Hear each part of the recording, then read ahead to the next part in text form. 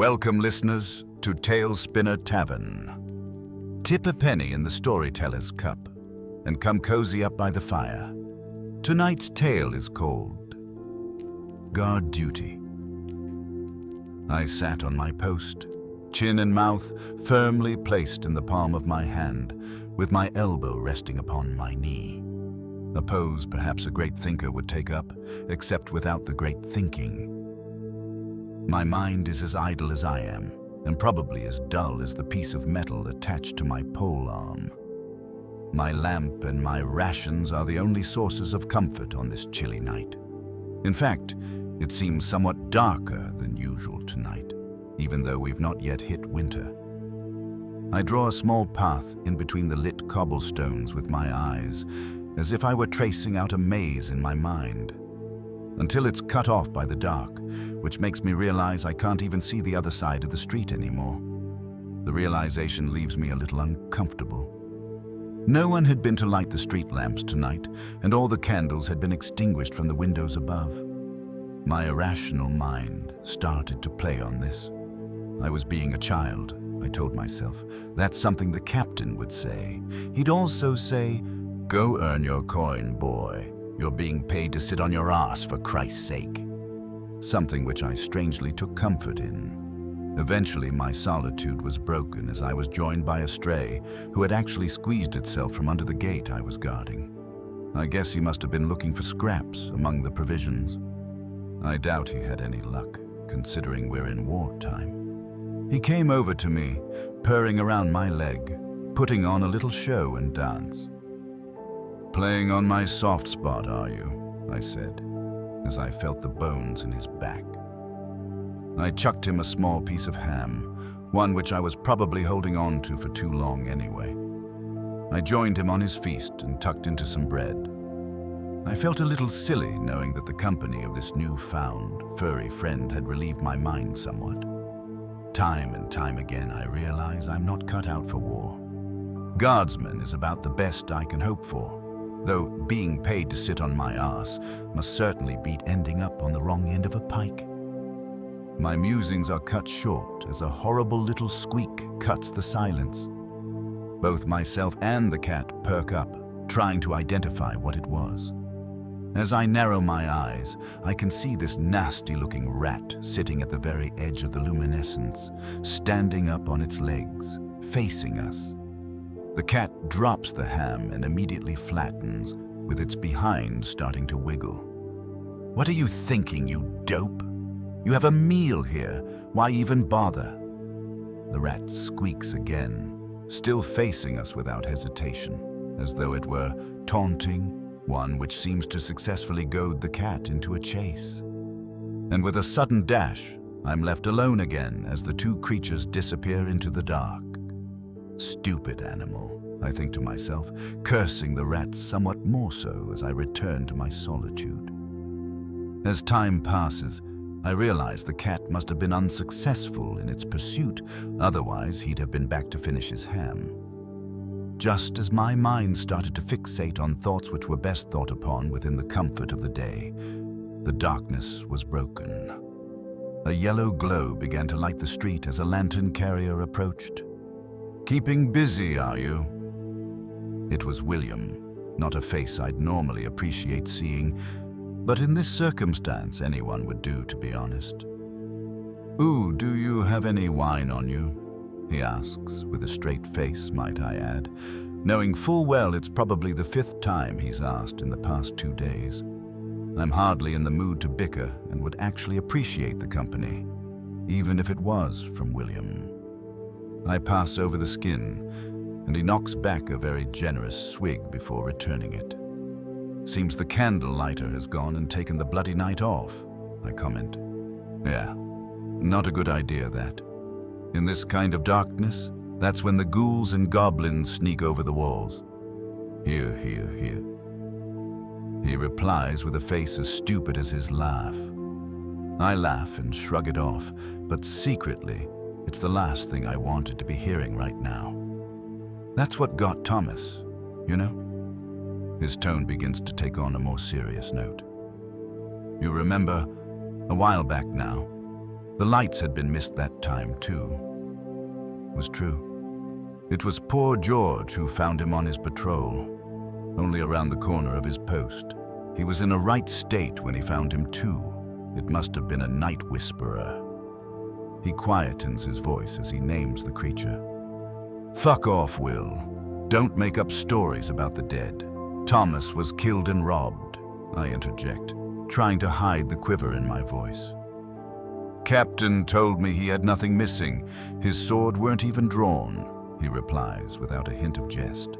This, I didn't know. Perhaps I was best alone, not knowing this. Well, returning to his normal volume. I best be off. Don't want to piss off Captain any more than usual. Excuse me, calls a fragile voice. Both of our heads turn in a jolt as a small lady coaxes our attention with a smile from the edge of the light. I don't suppose I could interest you two boys in a fun time, she pitches. Sorry, love. I can hardly feed myself this week, William belts without hesitation. Oh, well, it is a cold night and business has been pretty dead. How about just a copper each? She proposes with a slight kick at the floor. I look at Will, trying to convey a shake of my head with just my eyes. I've heard that those who are giving it away are ones usually carrying death. Ha! I believe my friend here prefers boys. It's just you and me, love.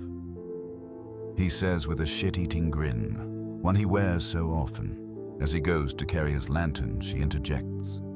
Oh, you don't want to be seen, do you? It'll only be round this corner. At which point he shrugs and joins her. Another red flag, probably wanting to hide evidence of the pox, but Will is not one to reason with, sober or otherwise. Oi, don't go telling the king now, will you? He jests. So, with a wink and a cocky strut, Will joins the lady of the night to do his dirty business against some grubby wall round the bend. Again, I'm left on my own, trying to convince myself I didn't pay a copper out of better thinking rather than nerves. Though some of the best stories the guards tell are about whores and mischief, I usually just sip my beer and chuckle along, never having anyone of my own. As I sip my wine and reminisce about very little, I realize time has gotten on, and it seems like Will has certainly gotten the most out of his copper, though probably even more than he had hoped for. After a while, I resume tracing lines with my eyes between the cobblestones, this time starting from the dark and coming towards me, all the way to Will's lantern. At this point, I realized it had been too long. Will, I called, not liking the lack of response and the slight echo back. I tensed up, gripping my flintlock. Not that it will do me any good. I had asked to be equipped with a flintlock, but apparently due to cutbacks, the best they could do was spare a faulty one, just as a means of threatening. So there I was, sitting in silence, holding on to my useless flintlock like a scared infant holding on to his todger in the middle of the night. Oh my God! Hey, you there, guard, someone called from the bend, breaking the silence. A panicked civilian stood at the corner, at the edge of the light, seemingly looking at something on the floor, whilst frantically beckoning me. Quickly, this man is greatly injured, he cries. Will, I think to myself, oh Jesus, how long have I left him there?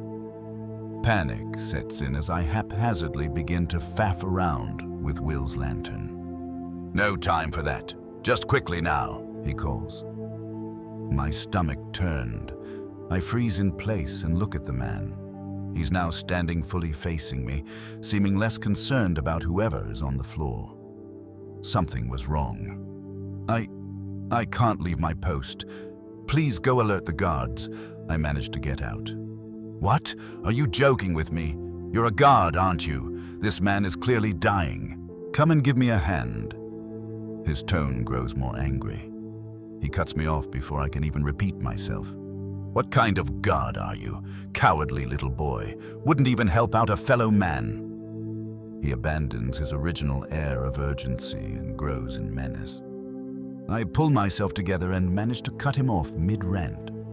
"Civilian, go and fetch the guard now," I belt out with as much authority as I could muster.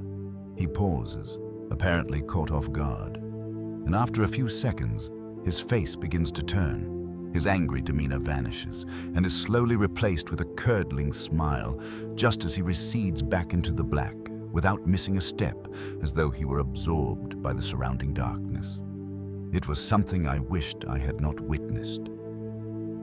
I sat all through the rest of the night, quivering as I clenched onto both flintlock and pole arm, hardly blinking until the sun eventually came up. Soon after, people began to hit the streets, and Will was found. He was in an indescribable state, and I had to stand watch until he was removed and cleaned up. Just on the corner as the man had made out. No sword drawn and not even a single copper missing. And strangely, close by, the corpse of a cat lay in a very similar state, as though attacked by a wild dog. We later had a drink in Will's honor. George joined me, which was somewhat out of character. We hardly even spoke, but I'm pretty sure we didn't need to. I later joined the King's army. I had heard they did the night shift in groups.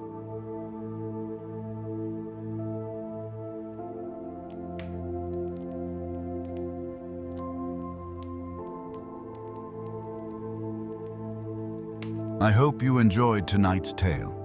If you'd like another, toss a penny and chuck another log on the fire. Otherwise, until next time.